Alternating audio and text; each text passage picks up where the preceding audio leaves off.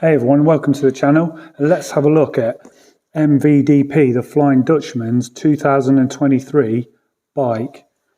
So Van der Poel didn't win a stage this year at the Tour, but he did play a key role in the team, using his raw firepower and tactical nous to help Jasper Philipsen secure 4 stage wins and the green jersey. He carried out his work on the new Canyon Aeroad, which he's been riding for some time. However, the Dutchman was on a fresh bike for the Tour, with Van der Poel riding an all-white bike for the 3-week race. From red to bright white for the Tour, it's common for starters to get a fresh paint job from a sponsor for the biggest race of the year. So let's start from the front backwards. The new Aeroad fork is a slightly different shape from the older version, whilst the crisp white paint makes the logo stand out clearly. Upwards, a deep aero profile on the head tube and white handlebar tape, which personally I'm not a big fan of, but MVDP obviously likes.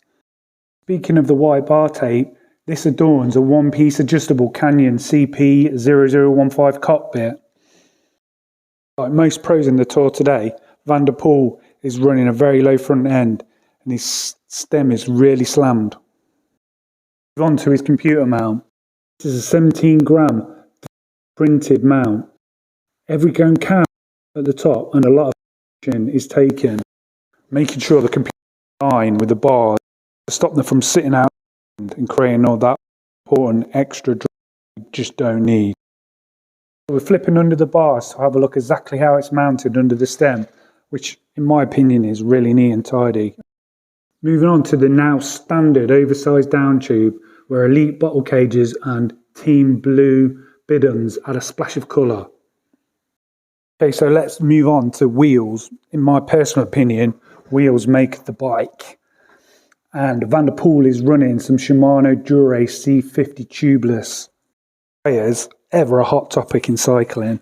A 28mm tubeless Vittoria Corsa Pros, which have won several stages on the race overall this year. I'd love to know your views on tyres. Obviously the standard being tubs, and a lot more pros have gone to tubeless and it seems to be working for them, but there's some conjecture it could be more dangerous, so I'd love to hear about that in the comments if possible. You just know that I'm going to like this saddle, a Sella Italia Flight.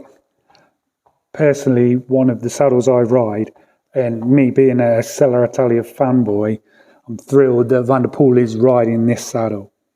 Without saying, he's running the oversized carbon rails for extra weight saving.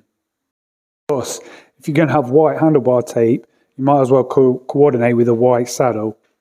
Note the slam saddle position on the rails and the aero seat profile. The seat tube clamp now resides in the top tube rather than the back of the seat tube as in the previous model Aeroad. So group sets, obviously he's running Dura-Ace 54-40, just like Alaphilippe.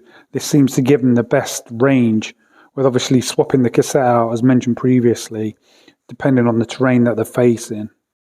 So that's today's video over. Thanks for watching. I'm going to leave you with a few images of the bike that Mathieu van der Poel used at Milan-San Remo.